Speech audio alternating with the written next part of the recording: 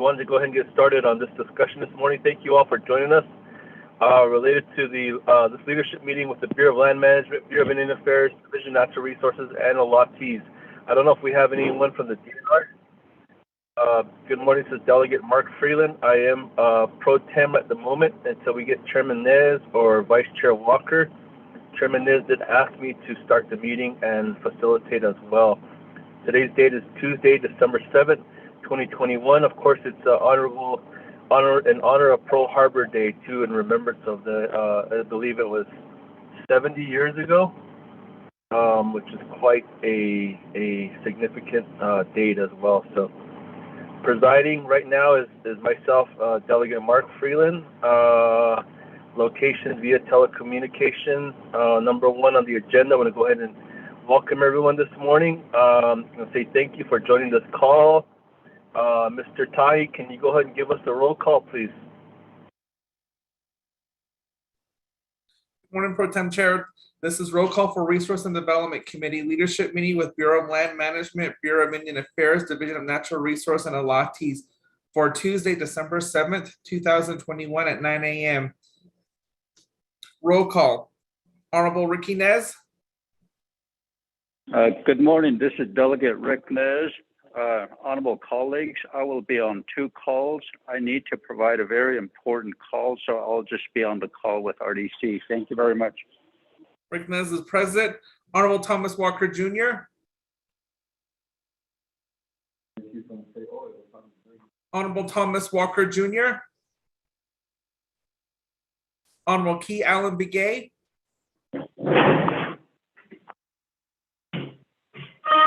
Honorable Key Allen Begay.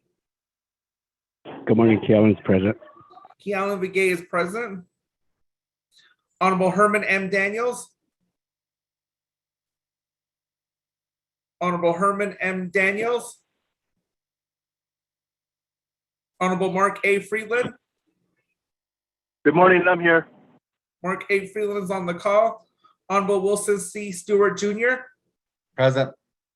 Wilson C. Stewart Jr. is on the call. Pro Tem Chair, you have 4 members available, but you don't need a quorum for this leadership meeting. Back to you. Thank you, Mr. Tahi. Everyone on this call, again, thank you for joining us. With that, I want to ask my little brother, Shana, or Tele. Honorable Stewart, can you provide us the invocation, brother?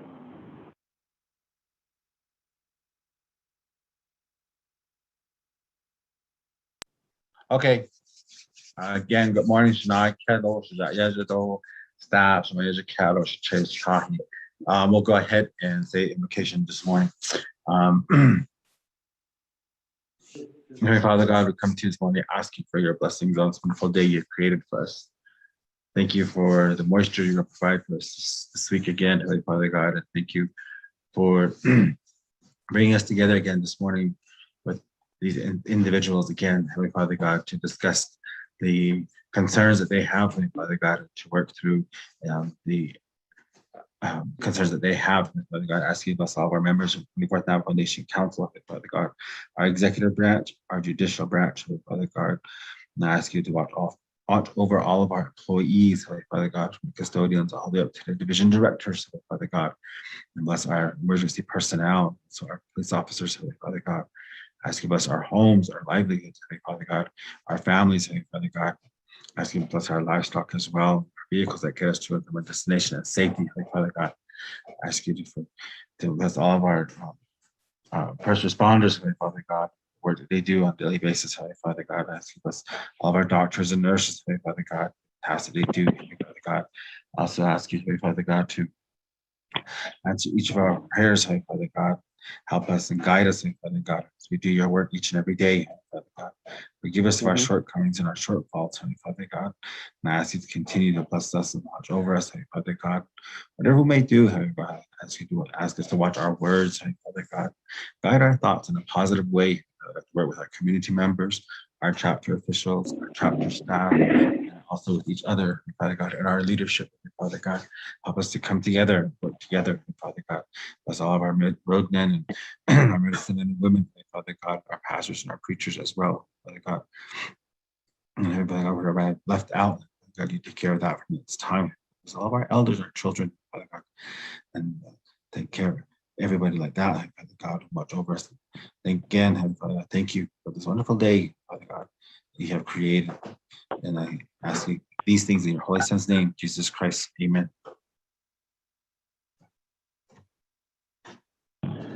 Amen.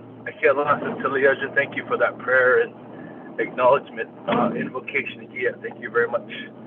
Okay, I'm going to go ahead and move on down the agenda to introductions. We'll go ahead and get started with RDC first. Honorable Keon Begay Jr. Shana, go right ahead. You can get started, brother. RDC members, I don't have an announcement. Thank you.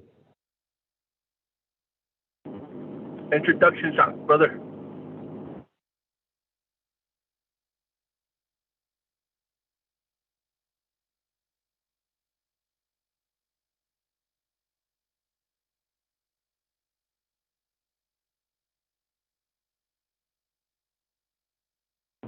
Okay.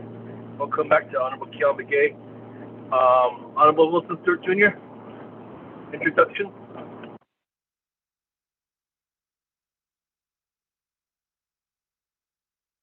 Okay. Again, good morning, Shania, Kedo, Shaya, Aro staff, Measure Ket, Aro, I thought should change Tahi and all others online this morning with us. Good morning, each and every Shaya Wilson, Stewart Jr. age, yeah. So, what's up the age? Non is as a Kachini, but she's chain, Kachini, that's a chain, Tony, that's a Mella. Aro Aquadot, so that is, Inja Hashna, I thought this morning, Aro, Aro, base must understand so, but like El Cheat, once when he Jade, out of 40 Defense Agency, I thought representation for Resource Development Committee. Consultation. Thank you, Tele. Moving on down, Honorable Daniels, good morning, Shana. Understand you're on the call, brother. Can you introduce yourself? Yes, brother Delegate Freeland, Honorable Freeland, Honorable members of the Resources and Development Committee. Good morning. Staff, Mr. Tahi, Miss Witty, Shamanana, Miss Khan,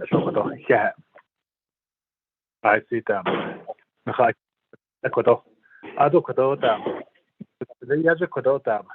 Delegate Stewart, by Halen for the Bahain Ziggy.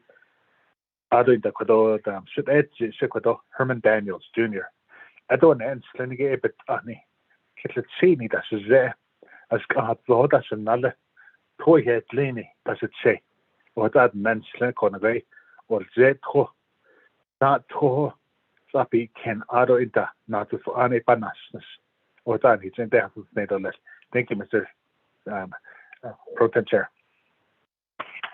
Thank you, Shana. Honorable Daniels.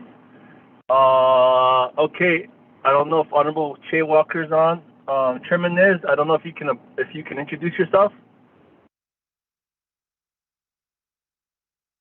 Thank you, honorable colleagues, everybody that's on the call today. Rick Nez and Shia Washanan Snell, Zay Kachi, Bashis Chinson, Habitness at Chedokia, Ani Rashanal, Hot Iron and Shla. 6 chapters I represent are Hogback, San Juan, and Nizar, Upper Fruil, and Barnum and Nicum. Thank you. Thank you, Chairman.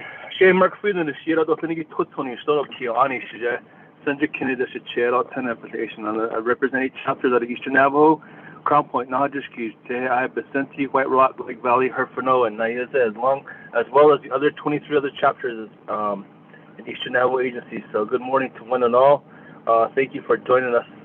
Kushina, we're going to go ahead and move on down. Then the purpose of this leadership meeting, item number 2, the Resource and Development Committee has requested a meeting with the Bureau of Land Management, BLM, BIA, the Bureau of Indian Affairs, BIA, Division of Natural Resources, DNR, and allottees to discuss the BLM BINH draft resource management plan amendment and environmental impact statement, RMPA and EIS, which analyze the impacts of additional development in oil and gas in northeastern New Mexico.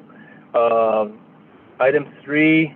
I'm sorry. I forgot to include the staff. My apologies. Staff, I'm so sorry. I'm jumping the gun here. Mr. Tahi, before we move on to item number 3, Mr. Tahi and the staff, please go ahead and introduce yourselves. And we'll go along everyone, the federal partners. My apologies. I skipped the gun here. Good morning, Delegate Freeland, members of RDC, and everyone on the call. My name is Rodney Tahi. I'm the Legislative Advisor to Resource and Development Committee. I'm Kiani and Senja Kine, and I'm originally from Steamboat, Arizona. Back to you, Pro Tem Chair.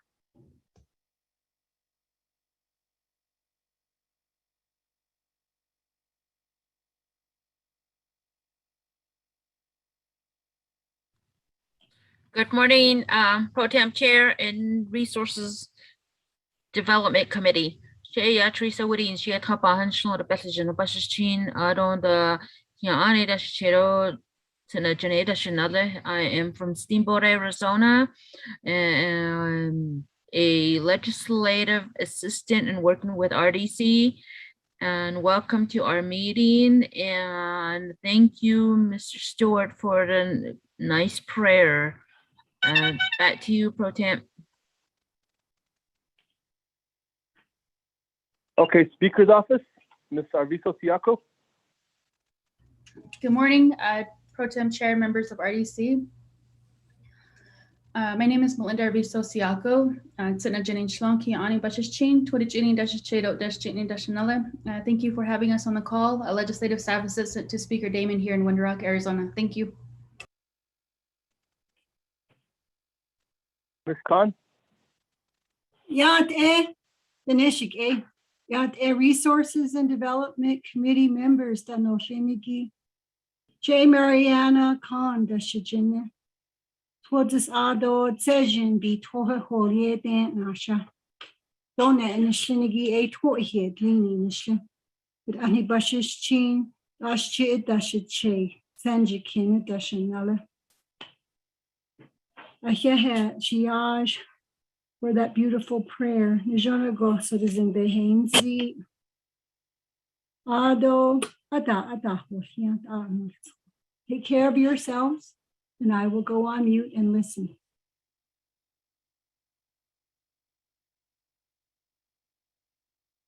Thank you, Shema, Ms. Khan.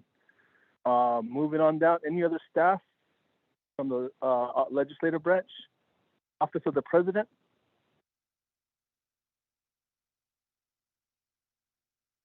Okay, we'll go ahead and move on down to our federal partners. We'll start with the BLM.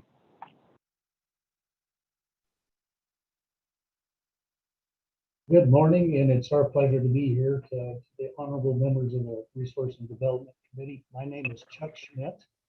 I'm the acting district manager of the Farmington District. And I'm gonna let Sarah Scott, our assistant, introduce herself as well.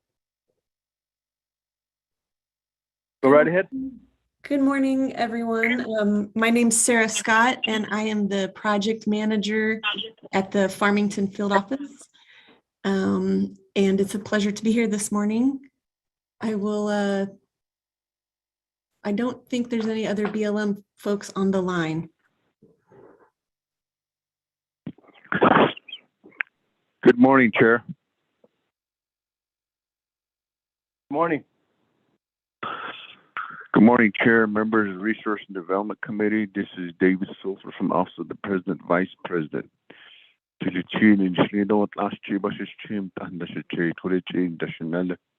And I'll be listening in and Mara as well. Yate.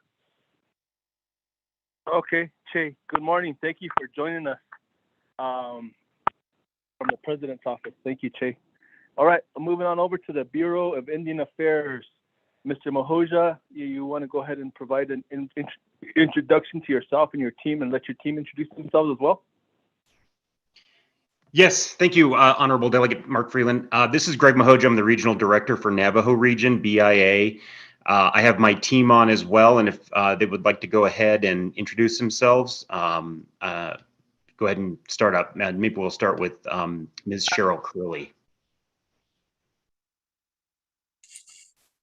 Good morning, Yate Bene, RDC Chair, Pro Tem Chair, Delegate Freeland, the RDC Committee. So on my name is Cheryl Curley, CIA Navajo Region. I am the Tribal Operations Specialist, also liaison for the Bureau of Indian Affairs. Thank you, Ms. Curley. Superintendent Sosi, you want to go next? Sure. Thank you, sir.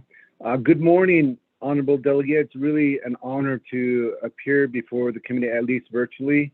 My name is Lester Sosi. I'm the superintendent for Eastern Navajo Agency.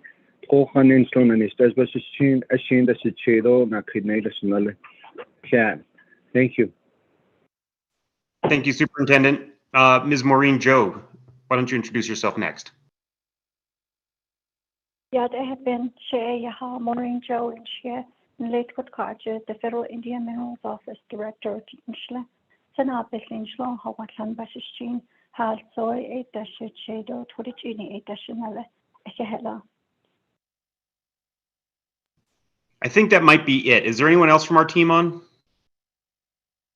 This is Robert Begay, Regional Archaeologist, and also the Project Manager for the RMPA EIS on the BIA side. That's a talk on Shlon Toba Bashishin, Kiani Dashiche, Tachini Dashinal. Thank you, Mr. Begay. Honorable Delegate Mark Freeland, I believe that rounds it out for our BIA team.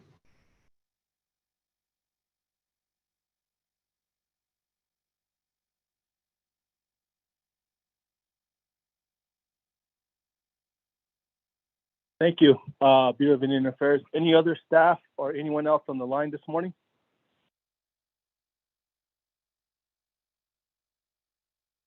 Okay, if not, we'll go ahead and have them jump on when they do get on the line as well. So I apologize again once more for jumping the gun this morning and moving on down on our agenda.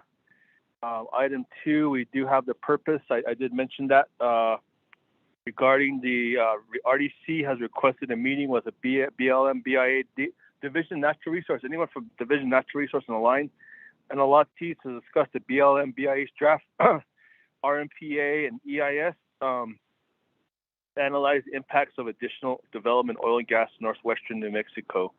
This morning on item 3, presenters and discussion, presentation by BLM and BIA on the prepared joint draft resource management plan, amendment, and environmental impact statement. Our presenters this morning are going to be the Bureau of Land Management, Farmington Field Office, as well as the Bureau of Indian Affairs, Navajo Regional Office. Questions related to that: what did the RMPA EIS focus on as it related to the resource programs? Is BLM currently administering leases on the RMPA and EIS through the Farmington Field Office or the U.S. Department of Interior headquarters? What is the BLM BIA proposed decision as it relates to impacts of oil and gas development, rights of way, roads, proposed existing leases, wilderness characteristics and vegetation? How many Navajo chapters and consultation meetings were conducted with Navajo communities? What were the responses to the BLM BIA? How many public comments were received by Navajo Latis during the virtual open house and written comment period?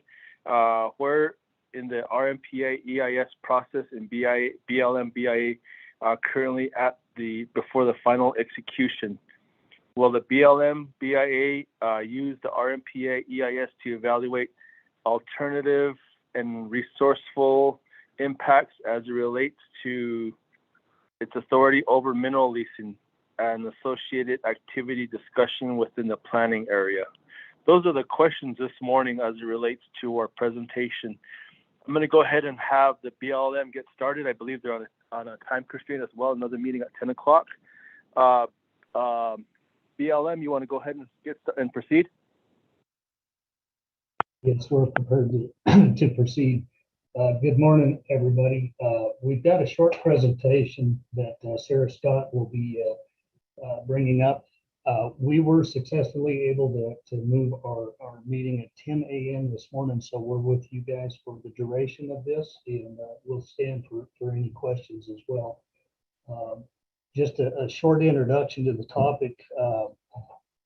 This RMPA has been in development for multiple years, and we got to the draft stage where there was a review going on, and basically with the timing of it and COVID happening, we got to that draft stage and stopped. And Sarah will be going through that timeline with you folks. Of interest is we've been directed now by the Secretary of Interior to start the process of a withdrawal around the Choco Park at this time. And so we're going to have to be very cautious today because these are two separate actions, although they're very heavily intertwined. And so we hope to do our best to be able to decode that for everybody and any questions that come. But I thought it was worth mentioning this morning because we do have two separate actions occurring at this time. So with that, I'm going to ask Sarah to start up the presentation and take you through that.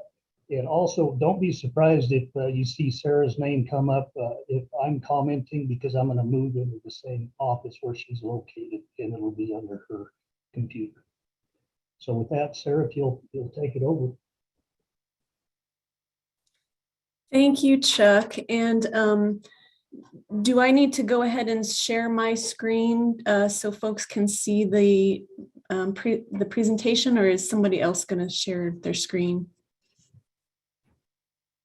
Mr. Tahi, can you share the screen? And I don't know if we needed additional information, or we receive any additional information from the BLM too. Pro Tem Chair, I can share the screen. I also emailed out the presentation to RDC members as well.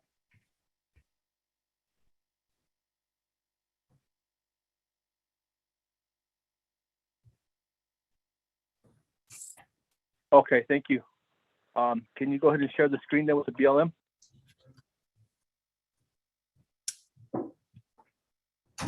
Okay, that looks great. And while that's finishing pulling up, I'll go ahead and start here. And again, my name's Sarah Scott, and I'm the project manager for this project here at the Farmington Field Office of BLM. We've prepared a few slides to give a brief recap of the RMPA, EIS, and the current status, as well as addressing those questions that were on the agenda. So you can move to the next slide, please. So the BLM at Farmington Field Office, in coordination with the BIA Navajo region, has been working on this project for some time, as Chuck mentioned. BLM started the planning effort in 2013. And at the time, it was to amend our existing 2003 resource management plan, which is the guiding document for the BLM. It sets land use allocations and management prescriptions and resource goals for the BLM lands. So we embarked on that project because we were seeing a change in the oil and gas development patterns, particularly innovations in horizontal drilling and hydraulic fracturing. So that amendment was going to supplement the 2003 plan with updated decisions for oil and gas development, certain lands and realty actions, lands and wilderness characteristics, and vegetation management goals. In 2016, our colleagues at the BIA came on as a co-lead for the project.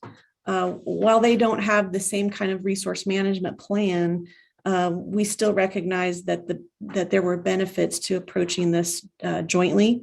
So they joined as a co-lead, and they'll use the EIS to evaluate the alternatives and resource impacts related to their authority over mineral leasing and the associated activity that would occur in the planning area.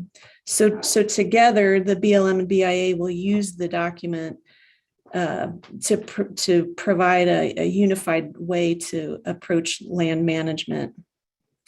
The planning area, of course, is in Northwest New Mexico.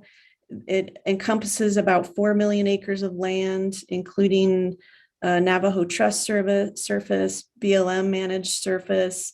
There's individual Indian allotments, and it also covers 17 Navajo Nation chapters. There's also many Pueblo tribes that they don't have trust surface in the area, but they do claim ancestral ties. So there's a lot of different entities in the planning area. One of the important components of this effort is the participation of the consulting parties in the National Historic Preservation Act Section 106 process. Currently, we're consulting with 25 tribes and pueblos and many other parties and entities on the Rmpa EIS. We've been developing this PA in coordination with the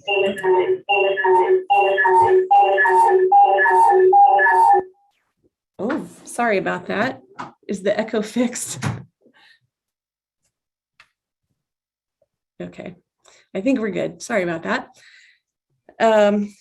Let's see. So we're looking at the 106 process. So we've got 25 tribes and pueblos, and you know, it was determined that a programmatic agreement would be the appropriate way to move forward to meet the requirements under that Section 106 process. So that programmatic agreement is still in development. And when it's completed, it'll line out the process for 106 for future oil and gas related activities that are authorized by the Rmpa EIS. So as part of the NEPA process in February of 2020, last year, we started the public comment period on the draft Rmpa EIS. And that was, of course, we didn't know it at the time, but it coincided with the beginning of the COVID-19 pandemic. So that required that we shift gears to new ways to conduct our public meetings. We turned to the new realm of technology and used Zoom and virtual platforms for that. During that time, the Secretary of the Interior did go ahead and extend the comment period an additional 120 days. So the total comment period was 210 days. During that time, we had 9 virtual meetings. We hosted a live radio call-in show that was translated into Navajo and vice versa. And we mailed out hard copies of the document. We mailed out informational newsletters. We developed a website that could accompany those virtual meetings. All different ways to provide information to the public during the comment period. So at the end of the comment period, we took those comments, cataloged them, addressed them as appropriate, and updated the Rmpa EIS. And then we had the draft proposed final Rmpa EIS, which is what we've got right now. That's the status, draft proposed final. Some oatmeal, some toast, sweet toast. So normally at the next step at this stage, when we have the draft proposed final, would be the series of internal and external reviews, which would include the New Mexico Governor's Consistency Review and a concurrent review by the Navajo Nation President. However, as I mentioned, the PA is still in development. So at the beginning of this year, the Assistant Secretary for Lands and Minerals approved us to pause the work on the EIS while we continue the work on the PA. So as the year progressed through this year, we were seeing that restrictions were being lifted, and it appeared that we were going to be able to reconvene the 106 group. So we were reaching out, looking for the best way to reconvene that group, and recognizing that a lot of time had passed since we'd been together. We determined that the best next step there would be to give a webinar for our 106 consulting parties to give an update on the PA, refresher on what we'd done so far, as well as a next step for the PA.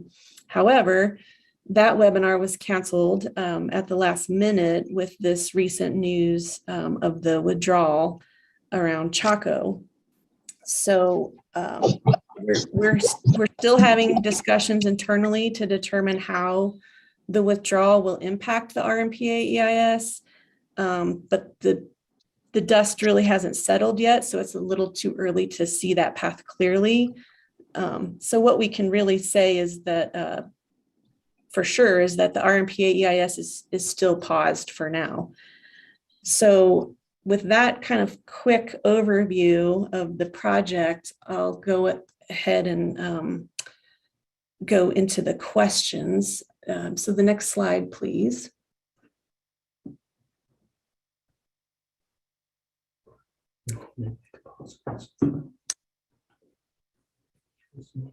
So do we need to take a pause and answer any questions on that portion of the presentation?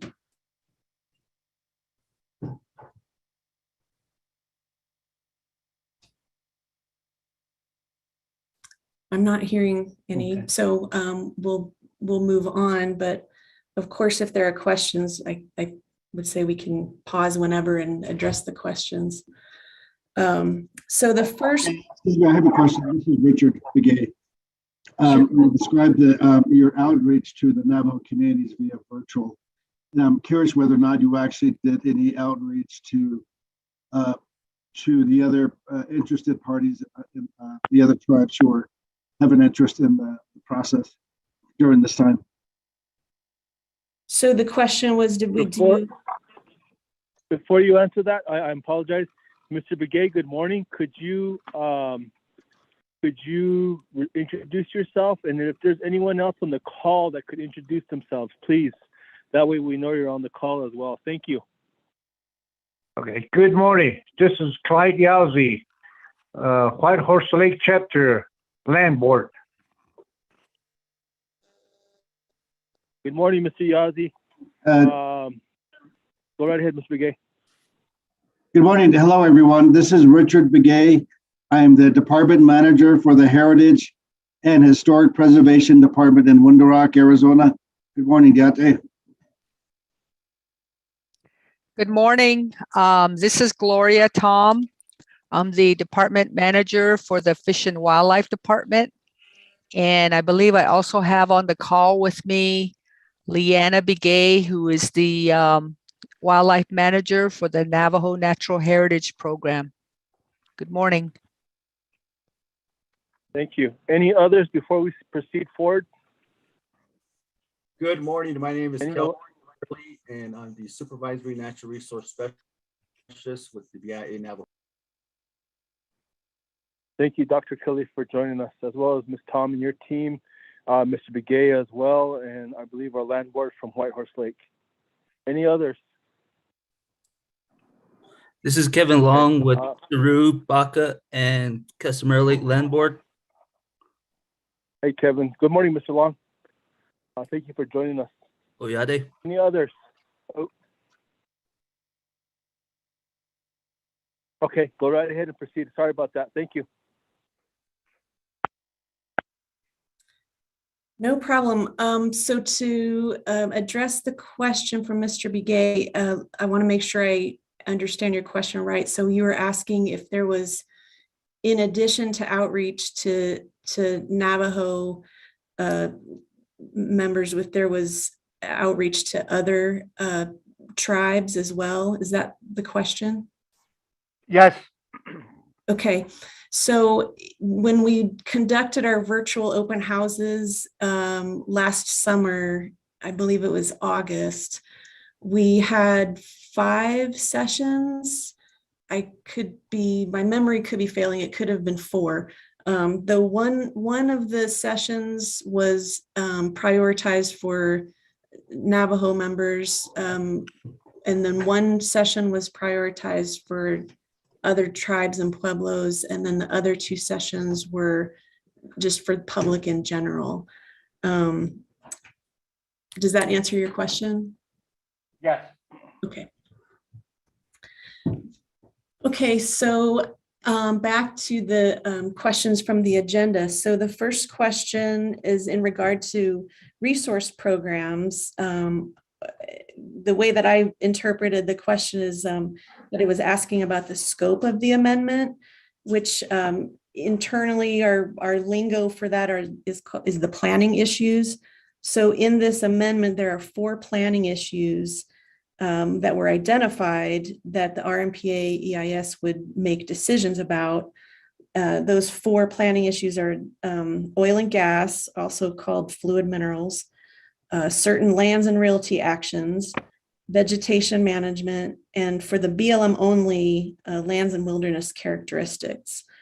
Out of the feedback that we had received during the initial internal and external scoping back in the early days of the project, we used that feedback to develop the 4 action alternatives.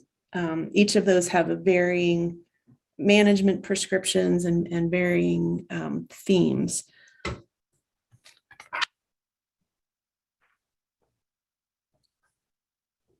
And next slide, please.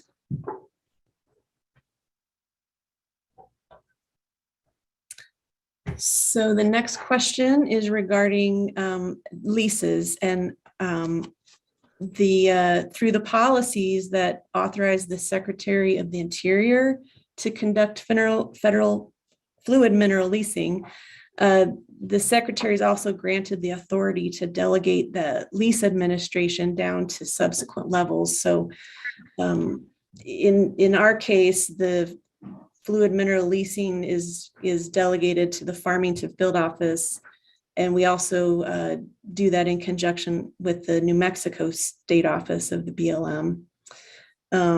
They're administered in conformance with applicable mineral leasing laws and other policies, as well as the existing 2003 resource management plan. There has been a pause for a while on new leasing activity, but I believe recently that pause was lifted. However, there hasn't been new expressions of interest that I'm aware of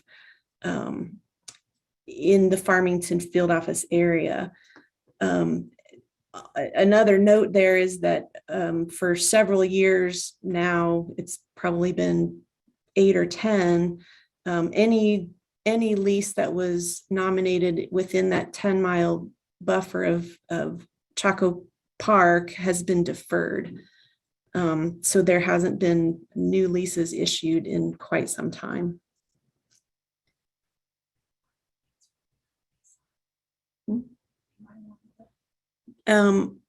At this point, I'll ask my colleague Robert Begay if he has anything he wants to add on that.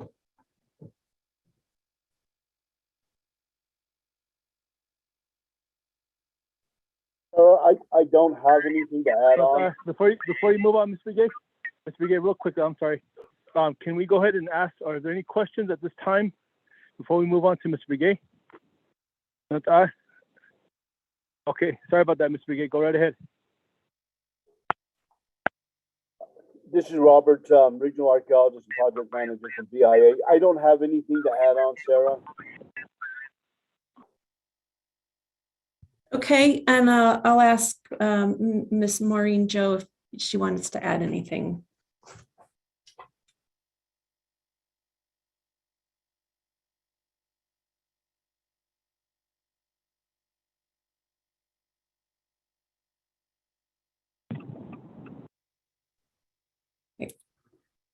Okay, I think we're okay to move on for the moment.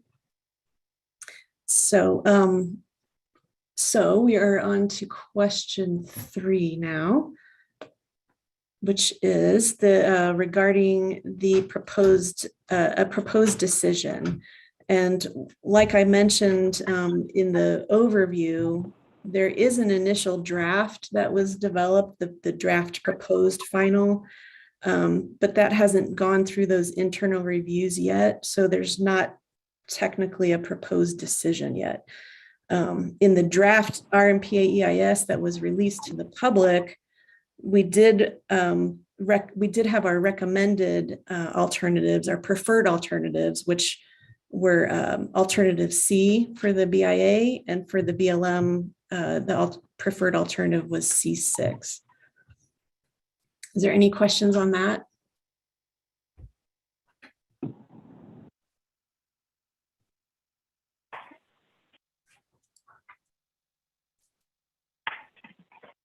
Okay, next slide, please.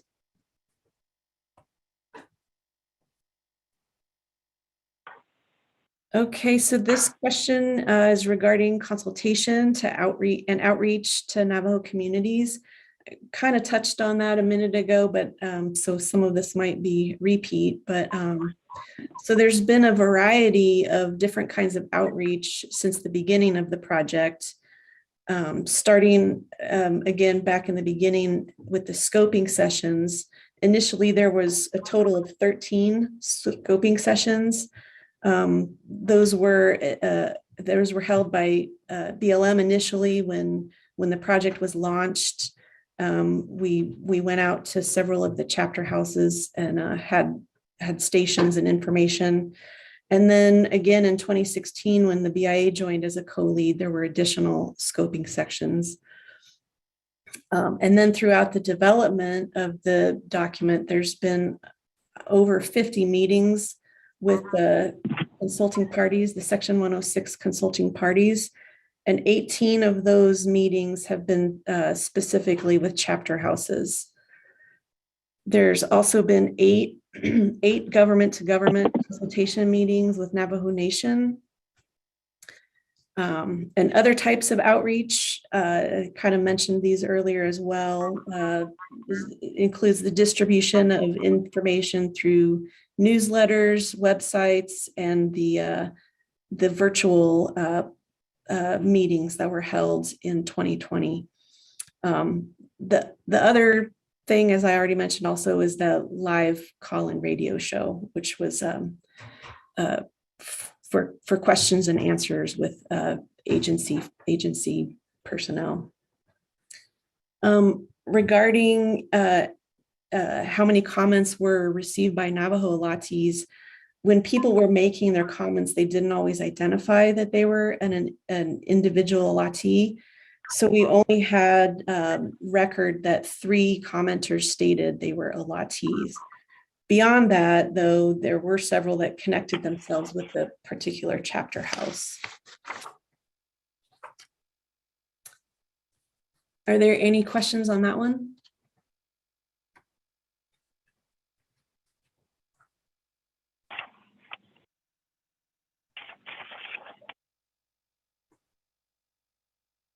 Okay, we can move to the next slide.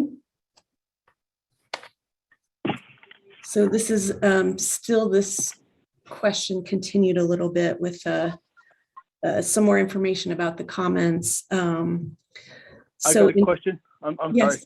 Yes, sir, go ahead. Thank you. If there's other comments or questions, I want to ask, in regards to the announcement that was made a couple of weeks ago at Choco Canyon related to the 20-year moratorium or potential ban, is there any planned initial planned consultations that will be taking place related to that announcement? There was no consultation held with any of the tribes, particularly the Navajo Nation, because we have the largest interest and it's greatly impact the nation. So I want to know if the BLM, through the Department of Interior, will be holding any tribal consultations with the Navajo Nation directly. Thank you. So folks, this is Chuck Schmidt. I know I'm showing up as Sarah, but I'm in the same room as her now. So after that announcement at Choco, it's triggered the work handed to the Farmington staff here to develop the action. And so the first thing you're going to see is a Federal Register notice to be published relatively soon announcing the action itself. And then subsequent to that will be full-on NEPA analysis, typical of how you see our agency doing this style of work. I would anticipate that 106 process will be followed. And I would also anticipate us reaching out to individual chapters and Navajo Nation itself, similar as we did the plan. But we're just not to that point right now.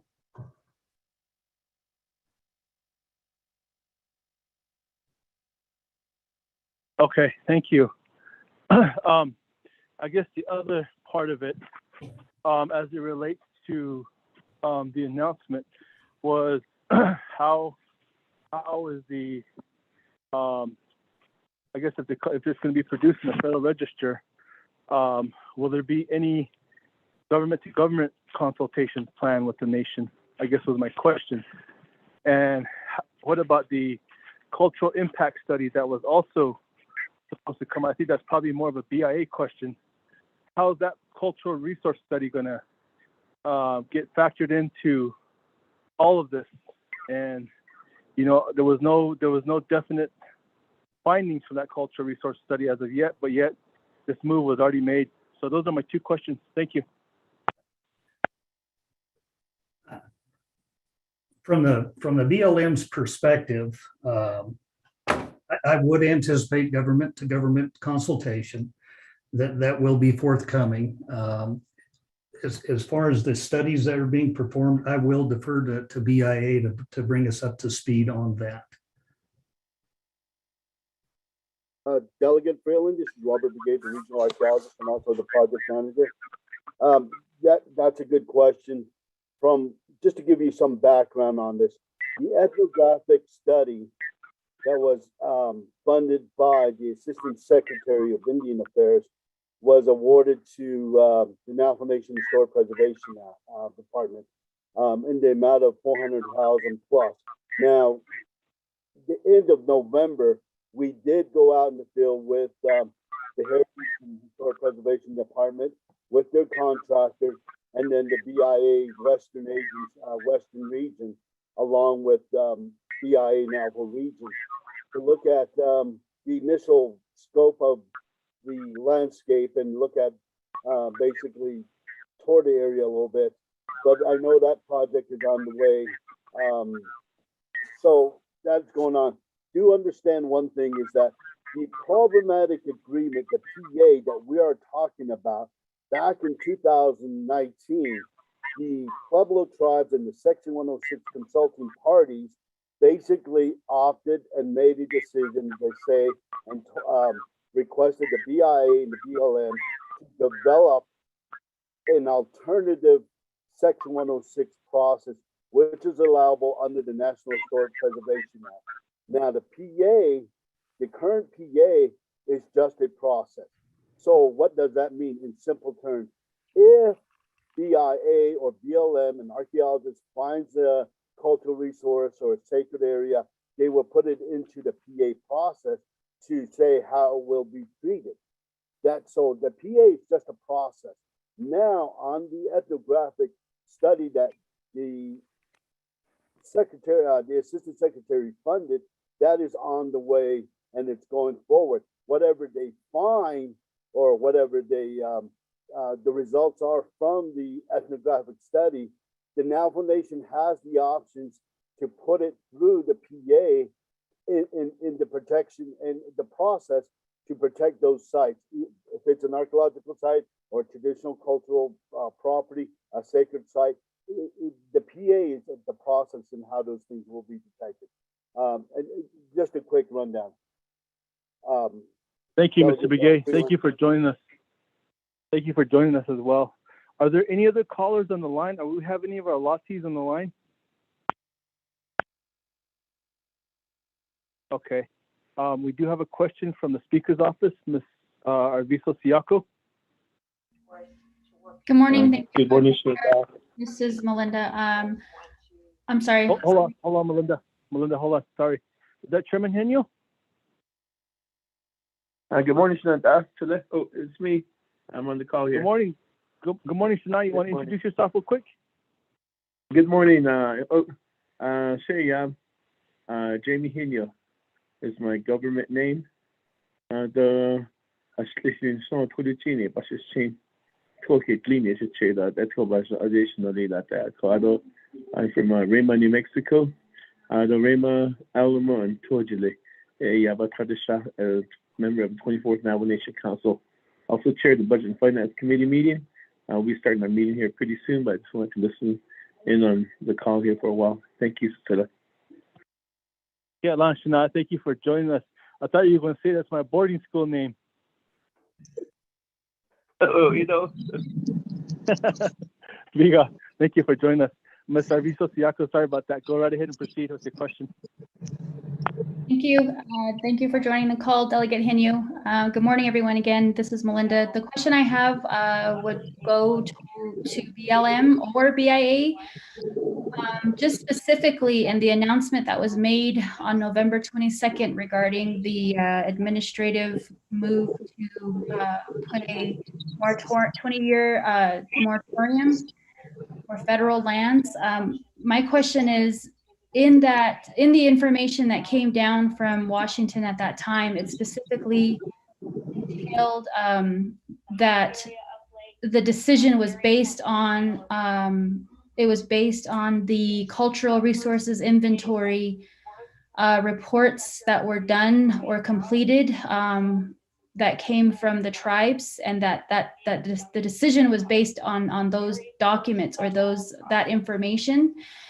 And so one of the areas that this speaker's office still has questions about is the fact that Navajo hasn't started the cultural resources inventory for the nation yet. And however, the information that we got from Department of Interior was different. So I guess my question is, how I know that Robert brought up the process with the programmatic agreement, but how is that going to be factored into the efforts for the moratorium when Navajo has not started their CRIs yet? This is Greg Mahoja, Regional Director from BIA. I don't think that we're prepared today to be able to speak to that. Those are, this withdrawal was a departmental decision, and we're still waiting guidance on a number of issues, and that is one of them. It would probably be better if we don't move into that area, only because we don't have specific information from our leadership yet, and we're waiting for it just as much as anyone else. Okay. Thank you, Mr. Mahojado. Mr. Arvizo Siako, thank you for those questions. And just to let BLM and BIA know, these are questions already on the top of Navajo leadership's mind as well, and the concern. So if you please could tell your leadership in Washington, this is what we're hearing from Navajo, to start giving you direction or maybe some discussion talking points. How are you all going to answer those types of questions to Navajo? So they need to be able to provide that for you all. So I understandably, Mr. Mahoja, what you're saying, but if you all are taking orders from Washington, Washington should have their ducks in a row, so to say, because Navajo is responding. We're going to start responding to that announcement that was made. So I think that's going to be a very visible and probably thorough discussion we'll have. But thank you for that response, as well as Ms. Arvizo Siako. Thank you for your questions. Yeah, folks, this is Chuck Schmidt, BLM. If you guys could share some of that information with us, that would be beneficial to us as well. That way we know we're on the same sheet of music and shooting for the same target. So if any of that information that you have or questions, if we could obtain that from you, it would be helpful for us. Thank you. We could probably work with the Speaker's office, Ms. Arvizo Siako, as well as Mr. Tahi, and the remainder of the committee as well. If we could do that, Ms. Arvizo Siaco, Mr. Tahi. Yes, Pro Tem Chair. Yes, Pro Tem Chair. Thank you both. Thank you. All right, we're going to go ahead and proceed on, then back on to the BLM presentation. Are there any additional information you want to share? Yeah, I've got a few more slides here. So kind of jumping back to the topic of the comments and the comments that we received, just had a tally of some of that stuff. So in total, it was just under 90,000 comments, but about 86,000 of those were form letters, and about 1,500 were unique comments. There was also just over 100 voicemails, and we also had a video submitted of a virtual meeting from a non-government organization. The common theme of the comments centered around the request to extend the comment period. There were requests to include ethnographic study information in the analysis, critiques of the public outreach and the Section 106 process, as well as critiques of the analysis for certain resources. And if you are interested in seeing those comments, they're available on the e-planning page, which is the BLM's Rmpa warehouse. And there's a link at the end of this to that page. So the next, is there any other questions on that part? Okay, next slide, please. Okay, so this question is regarding the status, and I've mentioned a couple of times that we're in the draft proposed final stage. We've been in that stage since this past February, and I think it's pretty safe to say that if it weren't already paused because of the work on the PA, we would certainly be paused now with the recent announcement of the withdrawal. So we're definitely paused. But that being said, we do intend to continue development on the PA for many of the reasons that Robert mentioned a little bit ago, that it's going to be a good tool to guide under future undertakings. So it'll still be an important tool to develop. Are there any questions on that?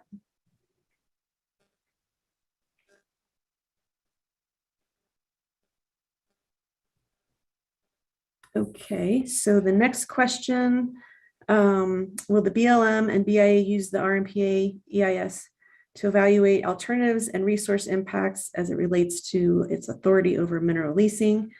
Yes, that's exactly what both agencies will be using the Rmpa EIS for.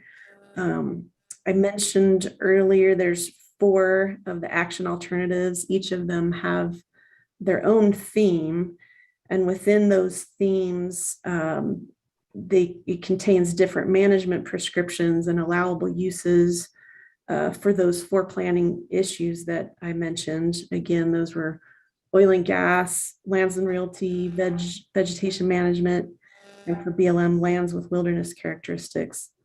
So each of those alternatives has its own theme. Is there any questions?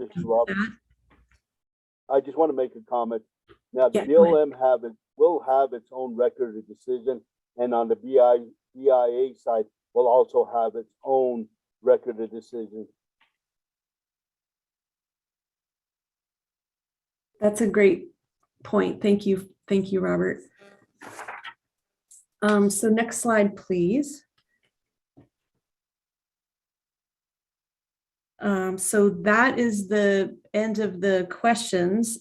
So I will leave with this slide that's got some resources that are available for more information on the Rmpa EIS itself. There's a link to the website that I mentioned. The second link there, the virtual open house companion, that's a pretty neat website that's got a lot of information. There's videos of the information that's recorded in Navajo. It's kind of a unique approach to putting information out there, so that I would recommend that one, as well as the project website there. That's got a lot of the documents itself, the link to e-planning. And of course, you can always contact myself or Robert Begay at the BIA. So with that, I will turn it back to Chuck for any final thoughts.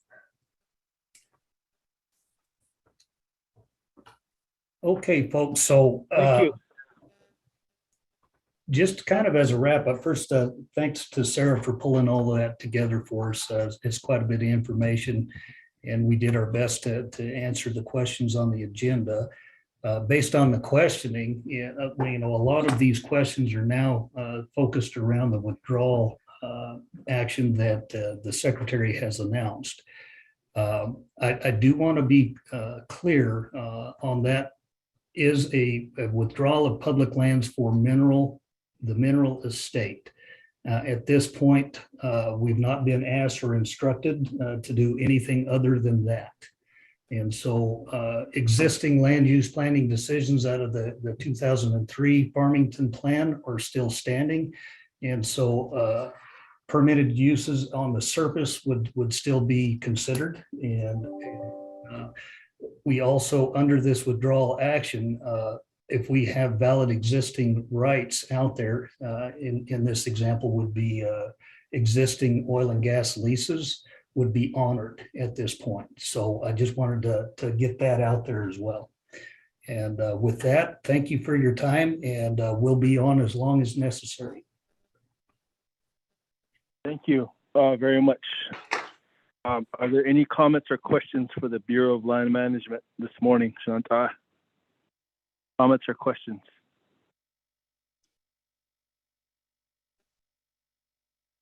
Okay. I do have another question. It does relate to one of the questions that you did ask. It's related to the BLM national director. Has that position been filled? And will the DOI Secretary's office give you all back more authority at the field level? And I know it changed under the Trump administration that they had that authority go back to DC.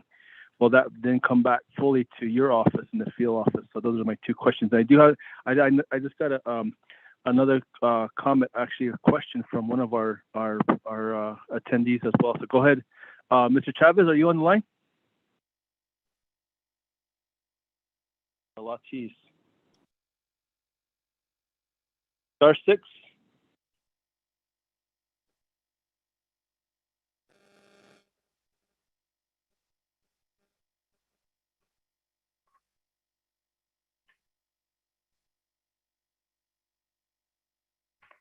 Okay, go ahead and if you don't mind answering those questions, then I'll see if Mr. Chavez will get on. Okay. So on your first question, we do have a Senate confirmed director at this time. Tracy Stone Manning is her name. And I was fortunate enough to meet her in the Choco region when the secretary came through and did her presentation. Our director was there, and we had an opportunity to overlap with her. So we do have a confirmed director for the Bureau of Land Management. On your question on the delegation of authority, if I could have you drill in a little bit more as to which facets we're talking about, if it's on this withdrawal action or oil and gas actions, if you'd help me understand your question just a little bit more, I can directly answer.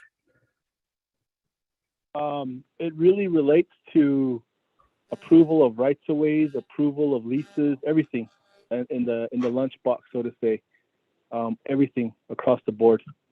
Okay, at this time, even under the Trump administration, as you mentioned earlier, the authority still lies with the local office. And so the issuance of the right-of-way itself still comes with the signature of the local official.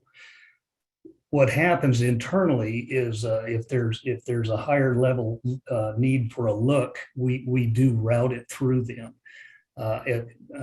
Currently, on your rights of ways activities and such out of the Farmington field office, that's going to be a local decision. Leasing has been a very much more hard look from both past administrations to where they would take the time, route it through, and at the end of the day, leases are issued out of our state office, so they'll come out with a state office, state director signature. So that's still in place. That really has not changed. It's just the level of review in the process.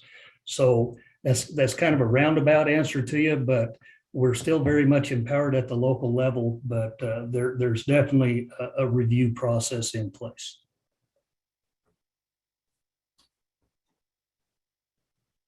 Okay, thank you. Let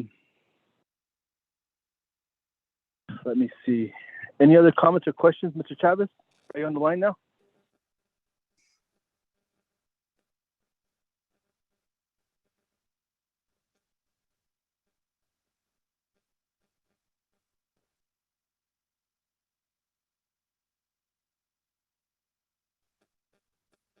Okay, thank you very much for that.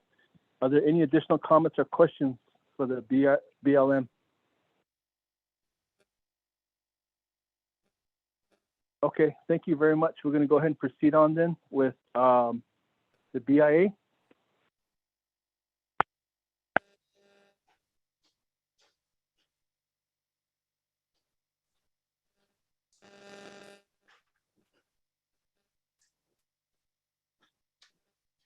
Hello, this is Greg Mahoja. I think what I'll do is I'll turn it over to Mr. Begay as the project manager to answer any questions or provide any additional information. Okay.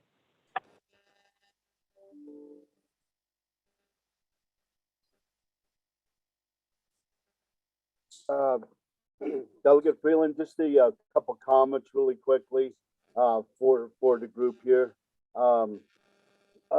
One of the things that BIA did on our side is really this presentation was actually developed with BIA. So that was part of our presentation. I know there are specific questions for BIA and we're here to try to answer some of those questions that we know of and that we can answer. But one of the things that we did early on, back earlier this year, is really because we needed additional help from the Navajo Nation, from the Historic Preservation Department. BIA Navajo Region went ahead and funded a position to help us specifically with the Section 106 process on this EIS. So I know the Navajo Nation DIPO, Mr. Begay, Richard Begay, has hired an archaeologist to assist us on here. We're looking forward with that partnership, which is an additional to the 638 contract they have. There are all the presentations that we did on the Navajo side with BLM as our partner and BIA with the chapter houses or any presentations to the Navajo Nation local government. We always had a Navajo interpreter to assist us in presenting these presentations to get comments. The other thing is that we're looking forward to meeting on the Section 106 portion of the EIS. We're also anticipating with the secretarial withdrawal, there is a mandate, well, there is some language in there that BIA and BLM will do additional meetings. That will include not only Section 106, it will be government to government, and BIA, both BLM and BIA, at least on the BIA side, we're always open to government meetings or informational meetings. We just request that those requests be put in writing to our director, Greg Mahojo, and so we can follow through on it just for our administrative record. Thank you.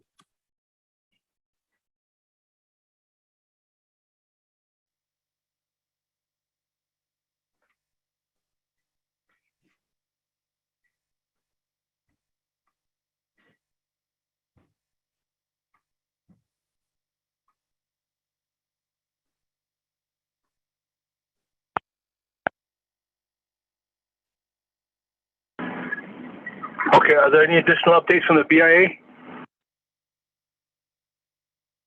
Delegate, I do not believe there are. Go ahead and proceed, Mr. Mahoja. I think that's about where we are right now, Delegate. You know, we're proceeding apace with what we can, conveying concerns from that we've heard here on the RDC to our leadership up the chain, and we're awaiting more guidance so that we can not only proceed with our processes but provide the nation more information about which direction we're going on certain things. Okay. Are there comments or questions, Chantal? Mr. Arvizo-Siaco, go ahead. Thank you, Pro Tem Chair. This is Melinda. Just for everyone on the call, as mentioned earlier, that the nation is looking at responding to a few areas where there are still questions. And the cultural resources inventory section is one of them, and so there are other areas that that are still open for interpretation. So I just wanted to mention that to Mr. Mahoja, that perhaps if it would be better to put this in a memo format or a letter format to your office in terms of some of the questions that are still lingering in terms of the decisions that are currently being made and proposed. So with that, I just want to mention that, Pro Tem Chair. Thank you.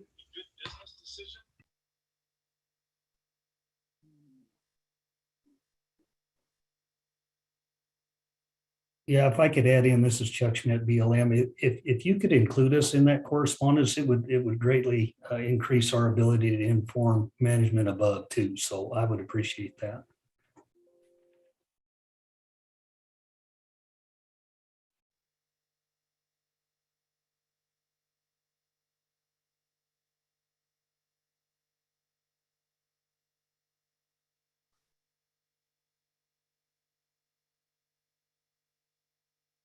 And this is Greg Mahoja again. I would say that, you know, normally we work with those kinds of requests and conveyance of information through the president's office. And it might be better, if you're not going to go through the president's office, to work directly with Mr. Begay as the program manager.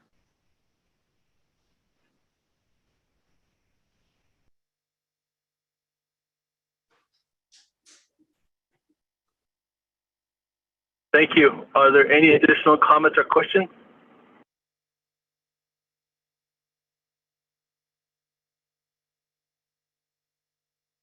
Is Jay Walker on the line by chance? Honorable Walker? No? Okay. If there's no additional comments or questions, then what we need to do, it looks like we need to have a follow-up meeting if that's okay. Mr. Chavez, are you on the line?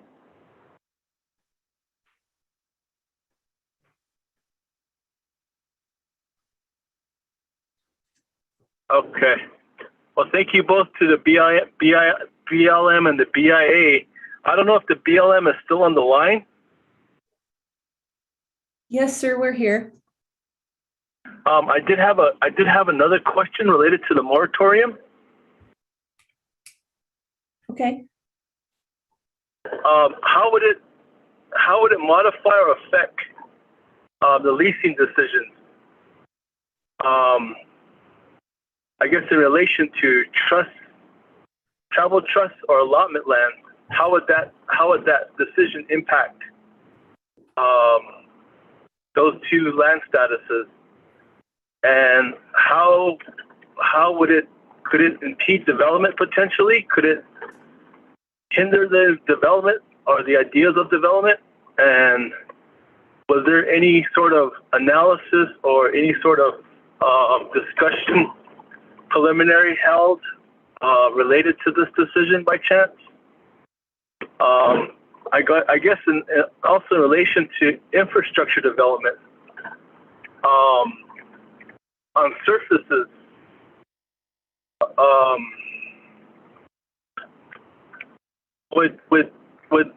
that be restricted on public domain land, a public domain? The potential for infrastructure development too. Those are my questions that I just thought of. Thank you. Okay, so as far as your tail end question there on development, right now on the withdrawal process, we're not looking at altering anything surface management wise. So if an allotee needed to have like a water pipeline or something like that, or a road, we would still be allowed to entertain that. You would have to go at this point back to our 2003 Farmington Field Office Resource Management Plan, see all those decisions on the broad scale, and that's where we will continue to manage under that. This withdrawal action is limited to the mineral entry and leasing abilities of the public domain in this case. So the surface management, I do not foresee being impacted. I did mention earlier that valid existing leases within this 10-mile buffer are going to be honored at this point. And I don't see that changing. So we will have to allow for development under that scenario. As far as your question of do we see much changes? Really, the action that we're working separately, and this is going back to my first comment, we're so intertwined with the Rmpa and where we were at with that draft document, and then now we have this withdrawal. The Rmpa was analyzing this very thing. Now we've been asked or tasked with doing this withdrawal separate from. So this is where it gets very confusing, and I appreciate and know that there's going to be a ton of questions. And we want to be prepared to answer as much as possible. But on the withdrawal action, it is only for the minerals on the public domain in this case. So as far as impacts to allottees, from the action itself, there's going to be no action to try and withdraw the minerals under allottee held lands.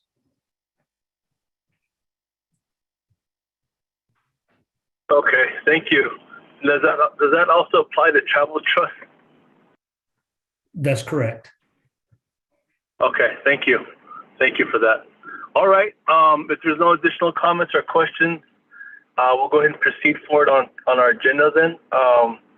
Next up on the agenda is the presentations from the Division of Natural Resources, Heritage and Historic Preservation, on the Natural Historic Preservation Act, Section 106, Government to Government Consultation with BLM, BIA, and Fish and Wildlife for Biological Species, and Section 7 for consultation. And there's a set number of questions under that.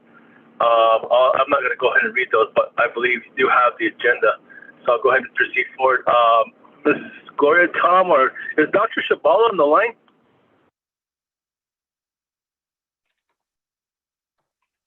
Division Natural Resources Leadership, anyone? Gloria, you want to Good morning, sir. Good morning, sir. This is Brenda Holgate. Dr. Shabala Good morning. is on he is on the phone. He's listening. Okay. He's on. Thank you, Ms. Holgate. This morning. Oh, okay. He has two cell phones on each ear, huh? Thank you, Yeah. Ms. Holgate. All right. I'm going to go ahead and start with, we'll go ahead and start with historic preservation then. And then we'll proceed on to HPD. We'll go with Ms. Begay, then we'll go to Fish and Wildlife after that. Ms. Begay? Good morning, everyone. I want to make sure that you can hear me clearly.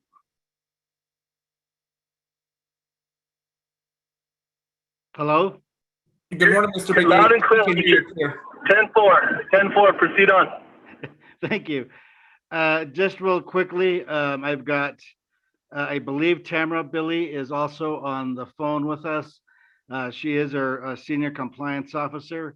And I also believe that Tim Begay is on the call as well. He is our Navajo cultural specialist who does work with federal agencies.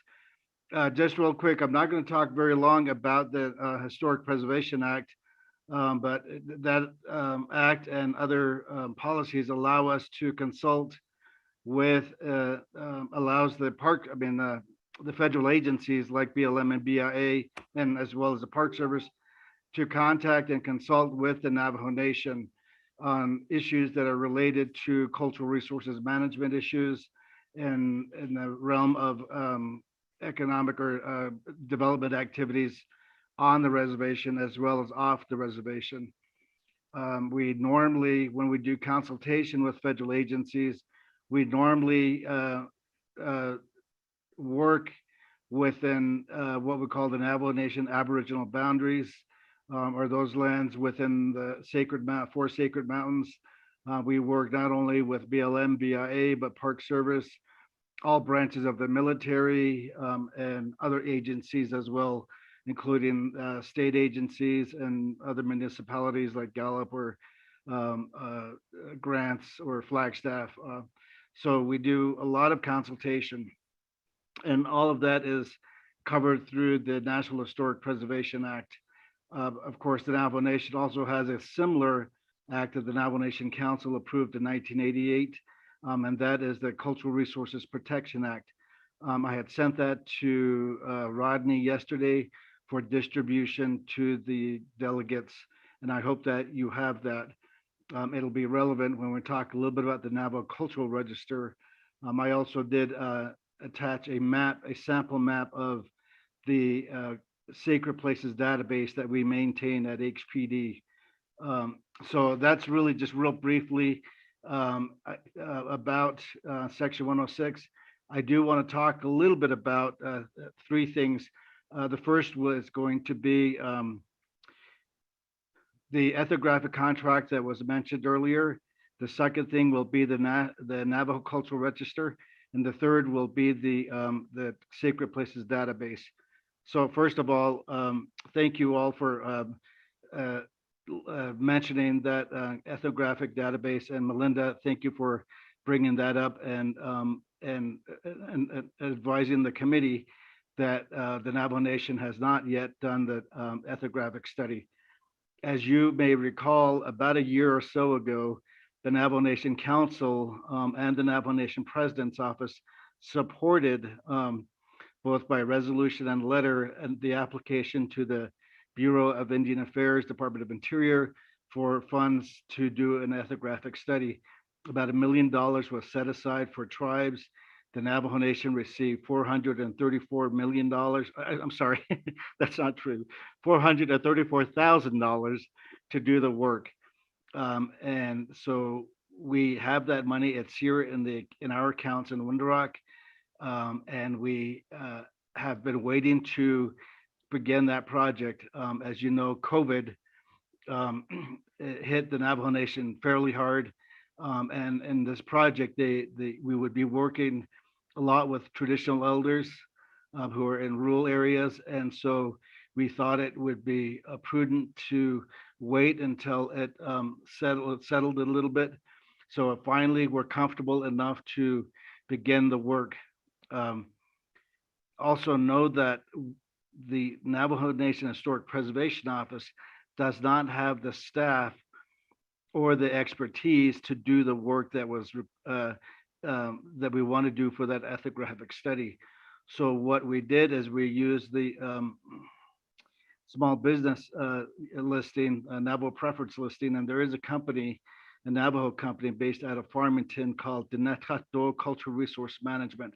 It's owned by a Navajo lady. They do some good work, some great work. They did some work with the Bears Ears Coalition, the land management plan for that, and I think they did an excellent job on that.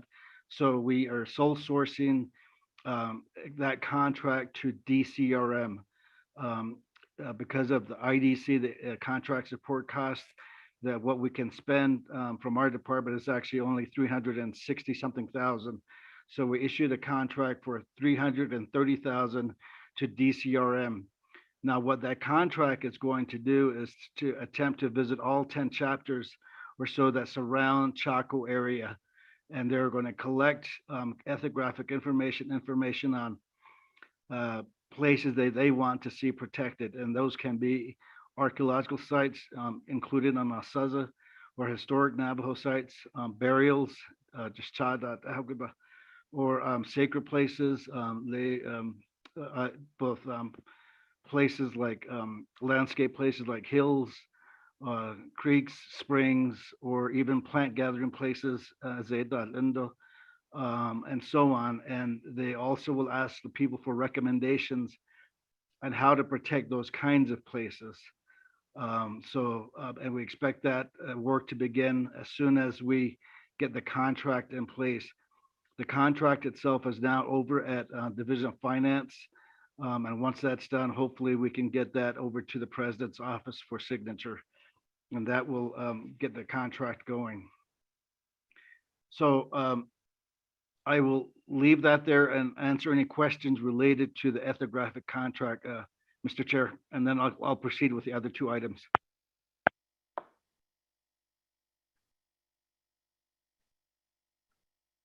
Thank you, That's Mr. an item. Begay. Are there any comments or questions? Is this Mr. Chairman? Comments or questions? If not, Mr. Begay, go ahead and proceed. Yeah, thank you. The next item I want to talk about is the Navajo Cultural Register. If you would reference the CRPA that I had distributed yesterday, it should be in your email, or I don't know how Rodney distributed, but I'm assuming it's in your email. That is the act that actually enabled that created both the Historic Preservation Department and also the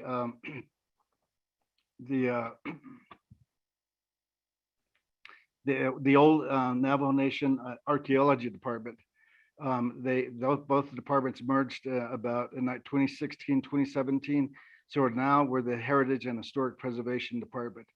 But if you look through page 3 of that act, you'll notice it says Navajo Nation Register of Cultural Properties and Cultural Landmarks. And this is in reference to the agenda item that before you. It says there, is there a Navajo register for recording historic sites? So I'm addressing that question right now. In that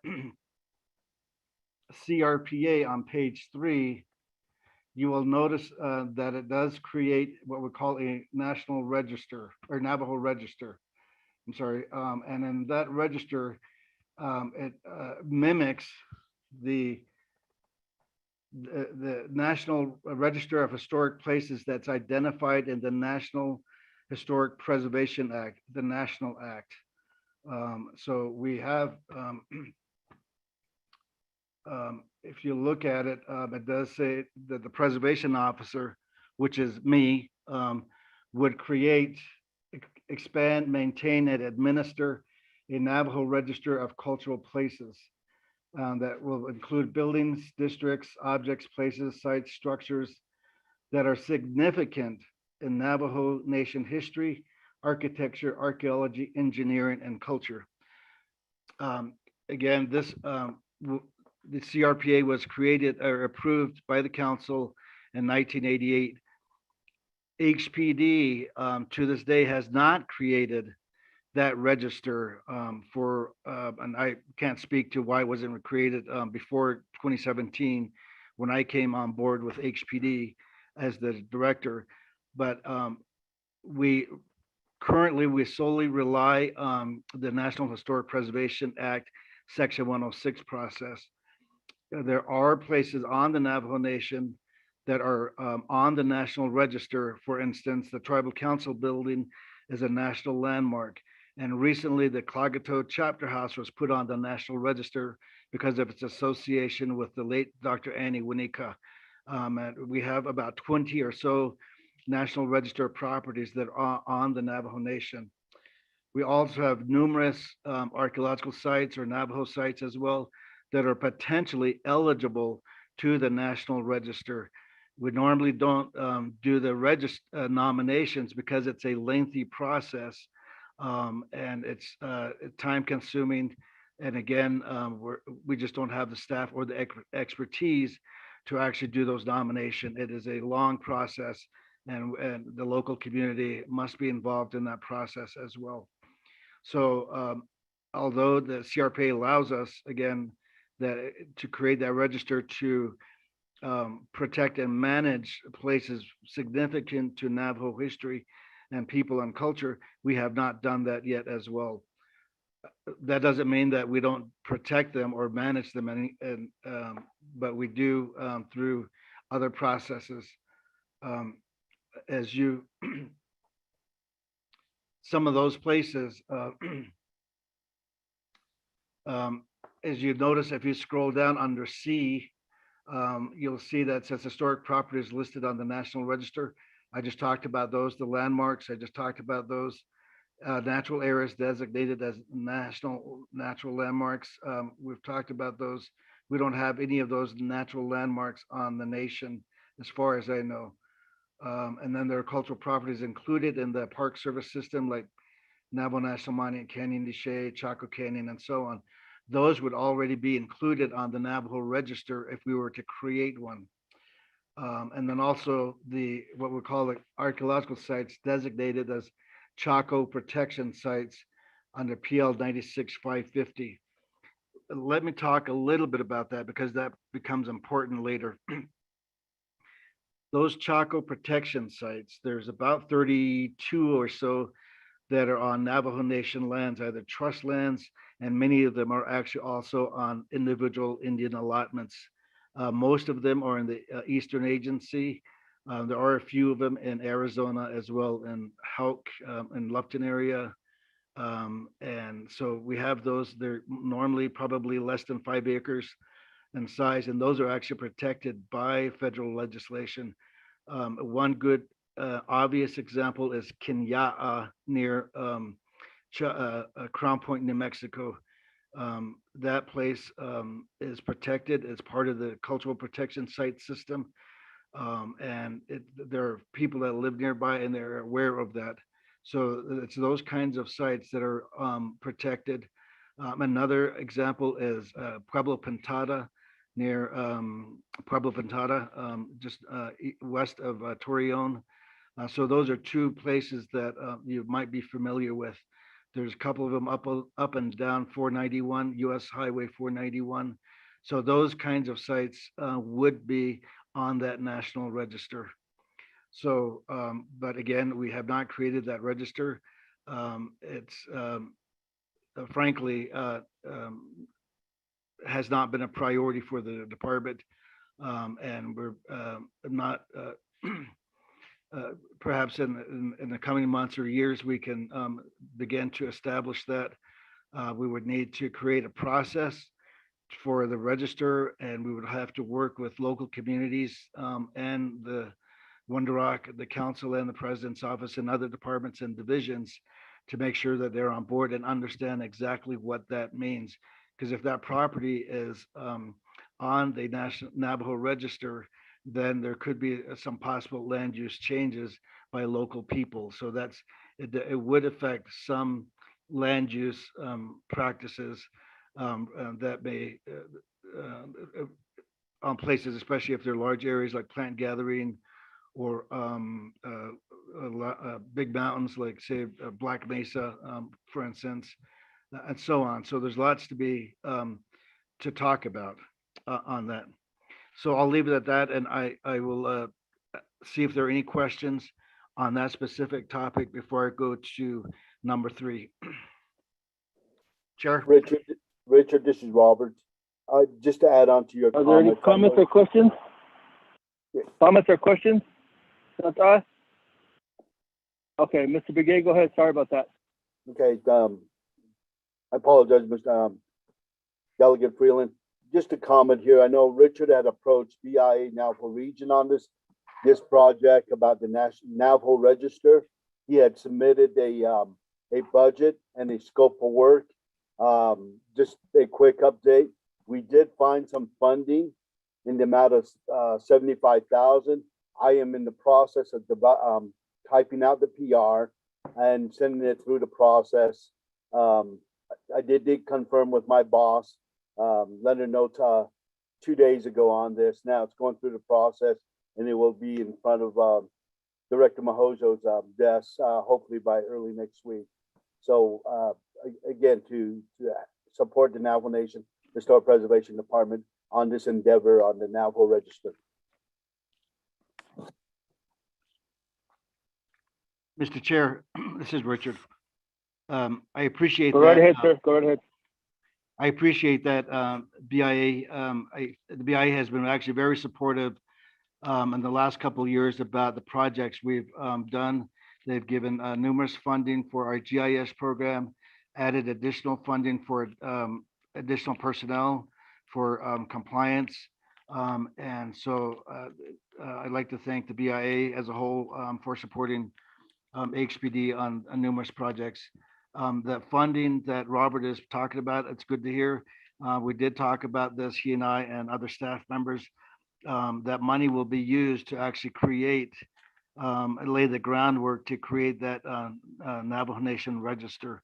And so we will be working with BIA and also other departments within the division and places like community development as well, and the local folks, chapters, and elderly people, and to make sure that we design a framework and a process that everybody is comfortable with. Chair.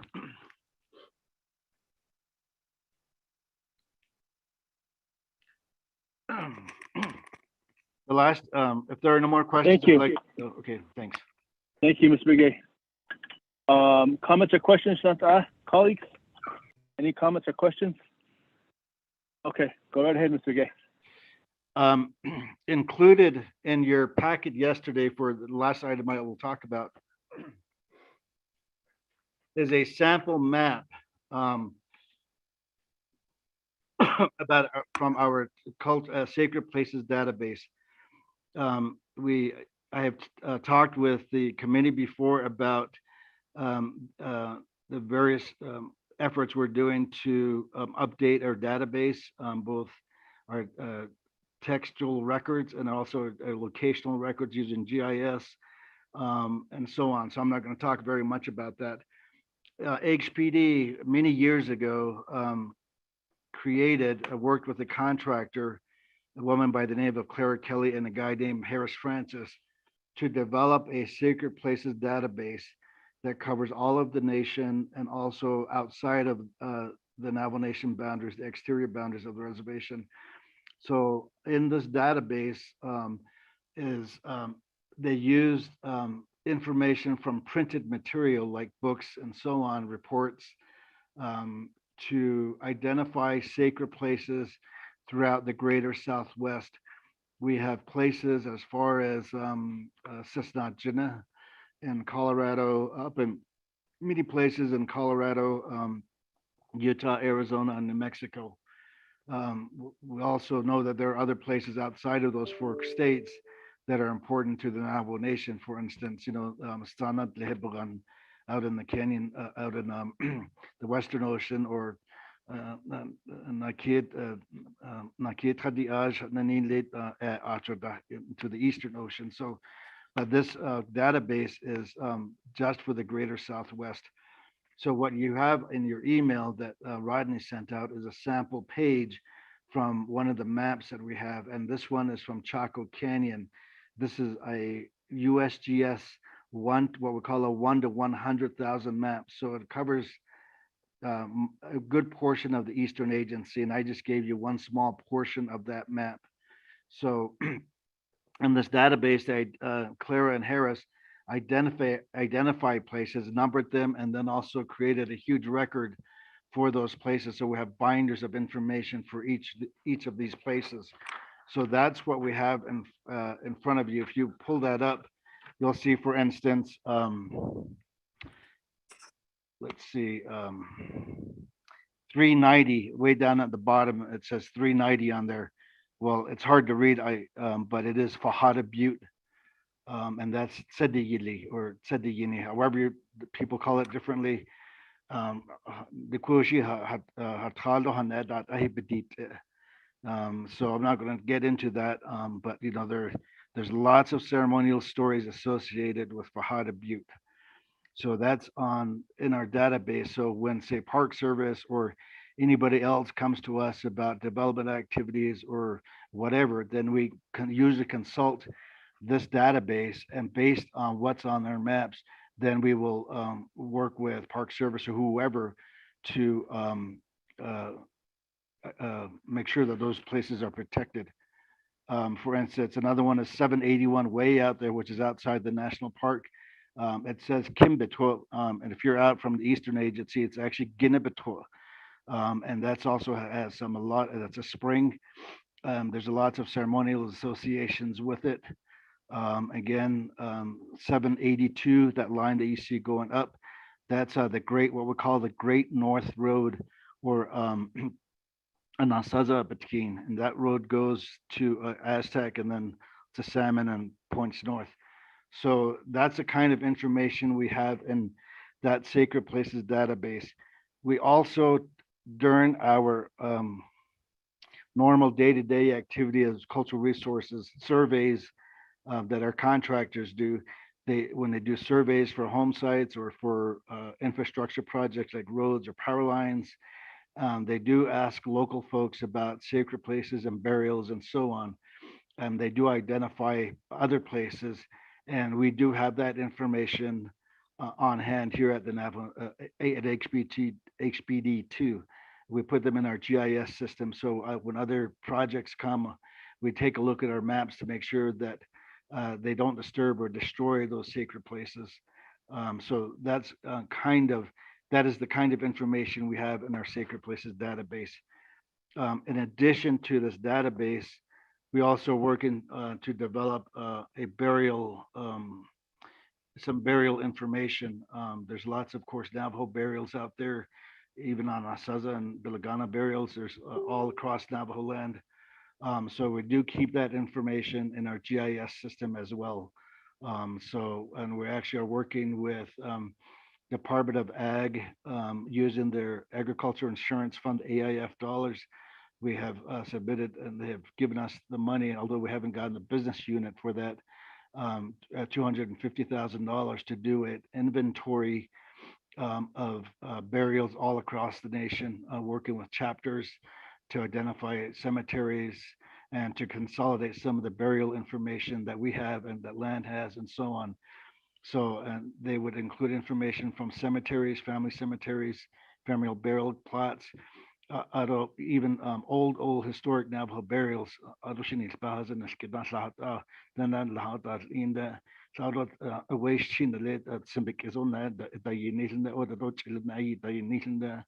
So those sorts of things, people still remember that there are burials out there that have no formal casket or whatever, you know.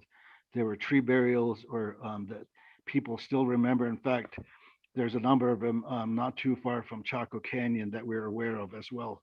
So those are the kinds of data that we have at HPD. And I would encourage all of the RDC members and BIA and BLM as well to come visit our offices to see what kind of information we have. And oftentimes we do share this information with chapters if they want, for planning purposes as well. So I will leave that.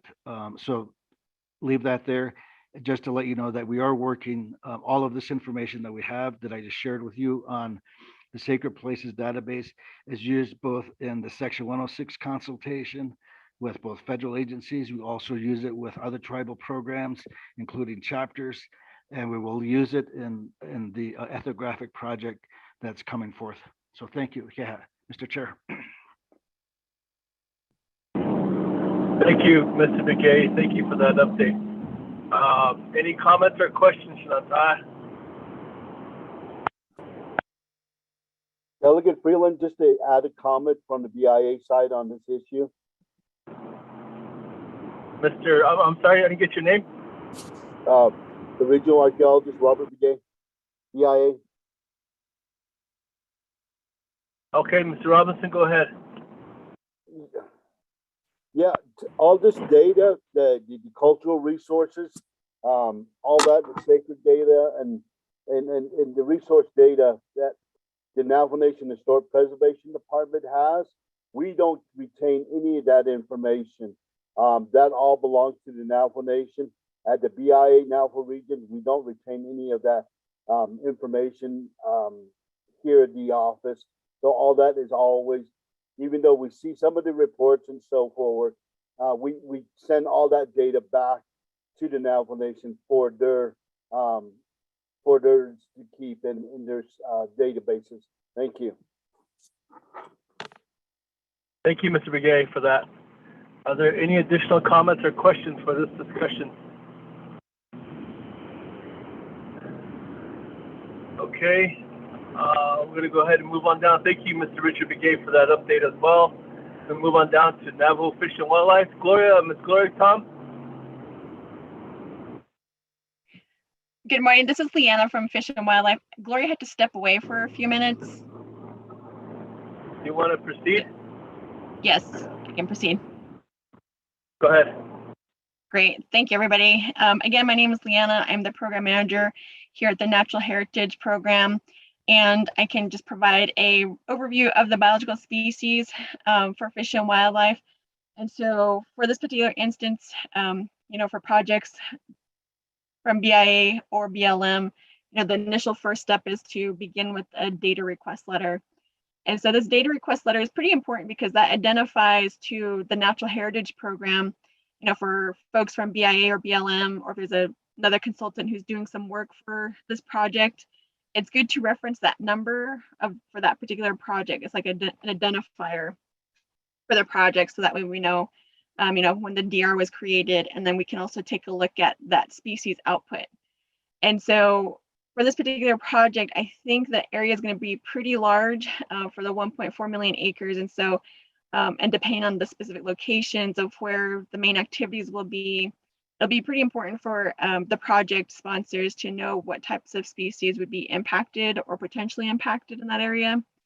And so, the project sponsor will then prepare the biological evaluation or an EIS as well, and they'll prepare that and they'll submit that to our office.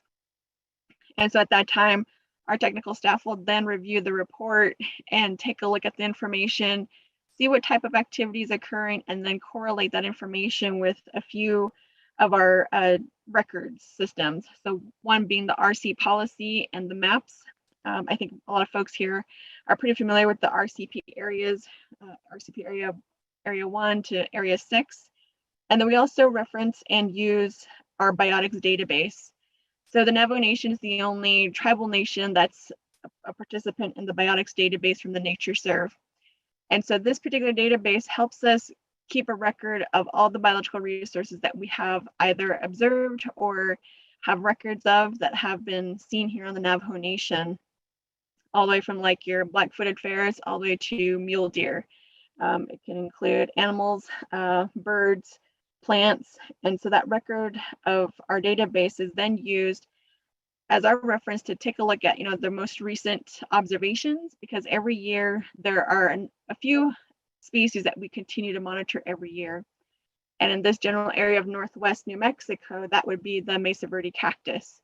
And so we do know that that particular species, depending on the geological formation, can be found just about almost everywhere in this general area. And so, in the combination of our biotics database, we take a look at our annual surveys as well, and we, collaborate or corroborate that information, put them together, and see how recent the information is and how the population is doing for that particular species, and also where it has occurred as well. And we do understand that there are impacts that are indirect, such as climate change that could impact some of these species, and also direct impacts from domestic animals as well, or even just herbivory from smaller critters as well could also pose an impact. And so sometimes it's really hard to distinguish what those impacts are. And so because of that, we do conduct monitoring reports as well. We complete those, and those are also posted on our website of the Natural Heritage Program website that's completed by our botanists. And so with that information, we're then able to reference for this kind of project, the expansive area, take a look at our RC policy maps, and then bring in our biotics database information, and then bring in our annual surveys of species that we do monitor annually. And from there, we're then able to assess the information, evaluate it, and then provide any recommendations for those species that might be impacted. And so those mitigation recommendations would then be drafted into the biological resource clearance form. And so again, that's where that DR number is important, because that DR number then goes onto the BRCF document itself. And then a copy is then sent back to the consultant if it's the consultant who had originally submitted the request to us. And so, with that particular process, it's, a real quick process, as I'm explaining and sharing here, but it does take significant time to get that information because the sponsor, and it looks like from the Federal Registry of this project, I think it initially began in 2016. And so over the years, the information has changed. And now with the recent amendment with the Choco Canyon portion also being amended here, that will then change the information that's presented. So that will change also the types of species that would be included in the biological resource document in itself. And when it comes to Section 7 consultation, it will be the project sponsor's responsibility to make contact with the agencies, whether that would be with the U.S. Fish and Wildlife Service or our office as well. And so from there, we'll begin those discussions with the project sponsor and discuss the alternative options for the species that may be of concern in that area. And so with that information, we'll take that into consideration, and that would also be included. And hopefully early on in the project planning process, the consultant can consult with our technical staff, and we can discuss those concerns and come up with a mitigation plan. And if it's a solution that's somewhat easy, as we could say, then we could go forward with that. But if it requires additional consultation, then that's where it'll be up to the project sponsor to make that initial contact, either with the U.S. Fish and Wildlife Service and with our department as well. And so that we're made aware of the kinds of mitigation plans or options that are being discussed as well. And so this project, I think, I'm not sure when the last open comment period was. I think it was in 2019, right? Was that correct?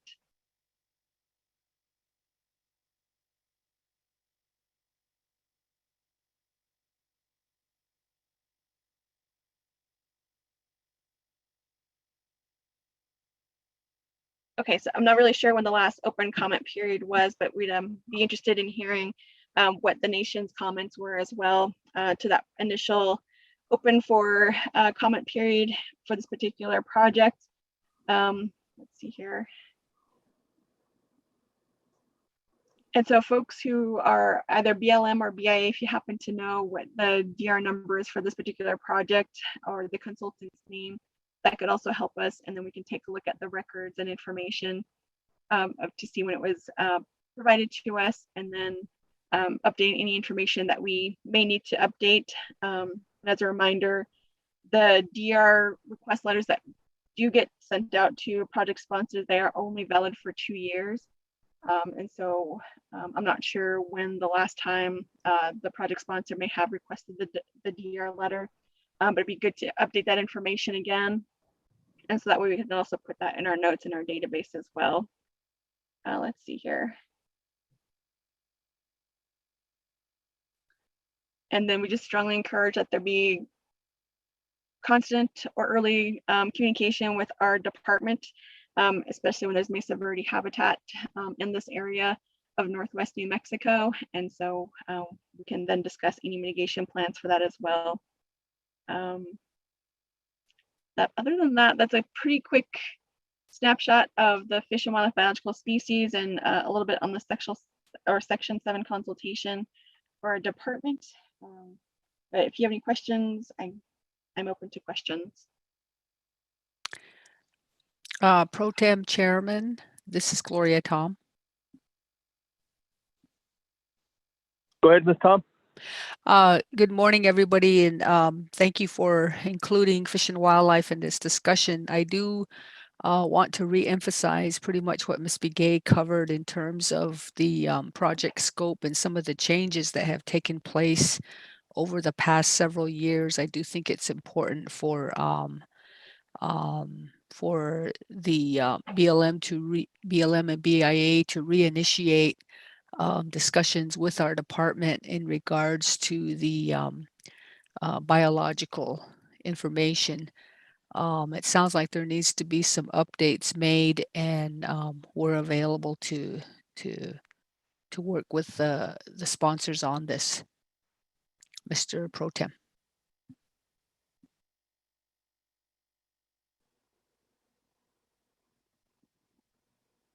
Thank you, Ms. Tom. Does that conclude your presentation? Yes, that concludes it. Thank you very much for that. Any comments or questions for the Fish and Wildlife? Hi, this is Sarah Scott with the BLM, and I was taking notes there while Ms. Begay was talking, and I think the best way to proceed to make sure that you have all the correct information is for you and I to touch bases, or we can loop in Robert Begay as well with BIA. So I'm sure I can track down your contact information, but I want to make sure I've got it right. Leanne Begay, is that right? Yes, that's Leanna Begay. Okay, I will track that down and I will touch bases with you, and we'll make sure that we're all up to speed with all the information. Great, thank you. Thank you. Inspector's blanking. We don't have the invitation. Tell Eric to get on the phone. How much Get question? the info from Shabana and tell Eric to get on the phone. I need to be on this call.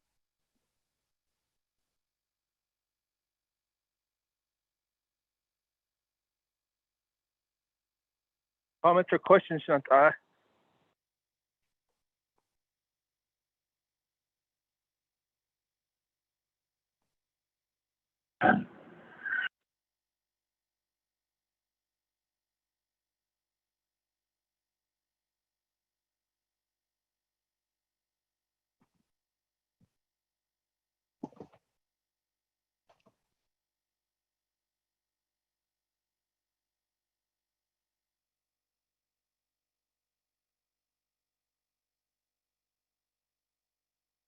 Okay, if there's no additional comments or questions, staff, any comments or questions?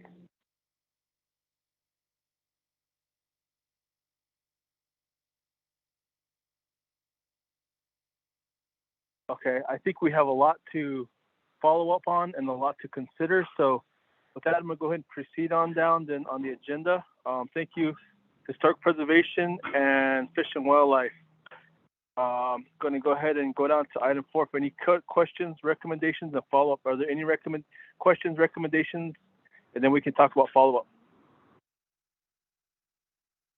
I have a quick question. Go right ahead, Melinda. Good morning, everyone. Again, I just quickly wanted to ask who is the lead individual or entity for the executive branch on the RMPA process?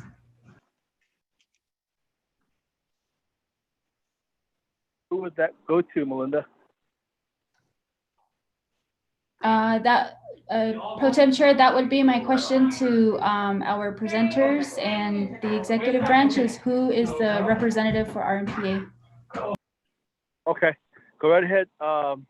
DNR and executive branch of OPVP. I don't know if Chase still on the line.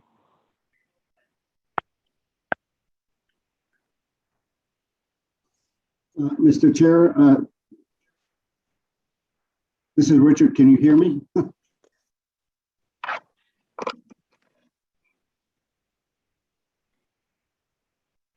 Mr. Chair, this is Richard Begay. Can you hear me?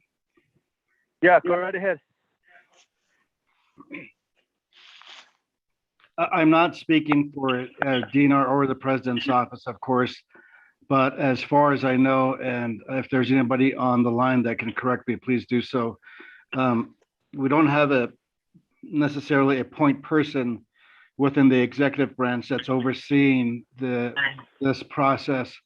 And the previous administration, Becker had brought many departments together, including minerals and land and several other departments regarding this issue with Rmpa. But that has not happened with the current administration. So, if Dr. Sabala is on the line, I would ask that perhaps we need to meet as a department, there's a division, so that we are on board with what's going on division-wide in response to the Rmpa. Thank you. Mr. Vice Chair.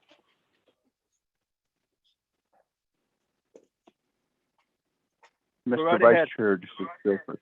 Yeah, this is Philford from OPVP. I will take that question, not today, but I think everybody's out today. But I'll get back with you guys sometime this week. I know it was mentioned earlier by Mr. Tim Begay, and Bears Ears was mentioned.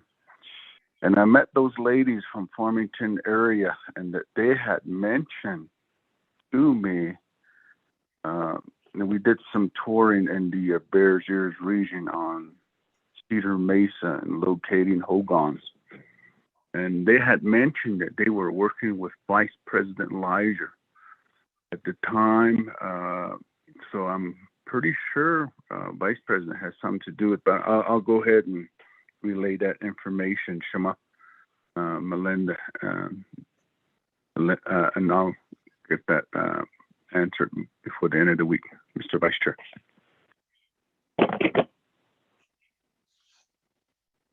Okay, thank you. Are there any other information that can be provided?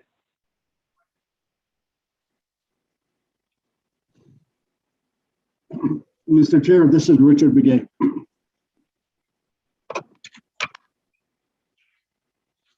Go right ahead. I just want to make clear that I think the gentleman from OPVP referenced Bears Ears. That's a separate issue, of course.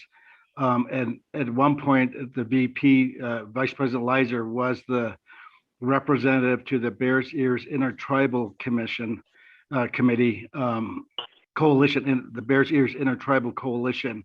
So I don't believe that Vice President Lizer has been involved in the Choco Rmpa. I'm happy to be corrected, but so just FYI.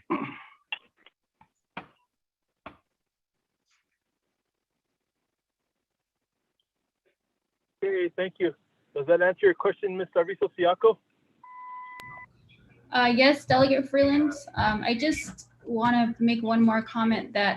Okay, thank you. Are there any other additional comments or questions at this time, Shanta, in relation to this discussion at hand? Comments, questions, recommendations? I'd like to pose a follow-up meeting if we can. I don't know how everyone's calendar is, but it looks like RDC is going to be taking a trip to Washington here in January. Maybe after that trip, if we all could reconvene and come back together, that would be something we could discuss. So I'm sorry, Ms. Arvizo-Siaco, I believe you had more to say. Go right ahead. Oh, sorry. Thank you, President Chair. I was just stating that the importance for point people, whoever is taking the lead at the executive branch, and then working with BLM as a federal agency and Department of Interior, that the trip, the RDC will be taking to DC will incorporate these conversations. And so I was just wanting to kind of get some clarification information on point people, as well as just any kind of updates that we can work with. And then also with that, to keep in mind that there are other areas that are being addressed. For example, the tri-party agreement as well as the RMPA and how that also is alongside the work with Choco Canyon and how they all interweave and interact together. So Beniya, Naitish Kinde, Pro Tem Chair, and just everyone on the call for your reference. Thank you. Thank you, Ms. Arvizo Siaco, for that, and definitely appreciate the follow-up. Che, Honorable Filford, and maybe, I don't know if Dr. Shabala is still on the line, and the program managers, if there could be maybe some agreement or some discussion on executive branch side as who are going to be the designees to work with RDC and the BIA and the BLM on this moving this discussion forward, if that could be determined and made, point person idea, and who could we work with directly with RDC, because this discussion will be continual and ongoing. We just want to make sure that we have everyone on the calls and we are communicating with everyone. So that's why. Very good points, though, Mr. Arvizo Siaco. Are there any additional comments or questions, recommendations before we proceed on?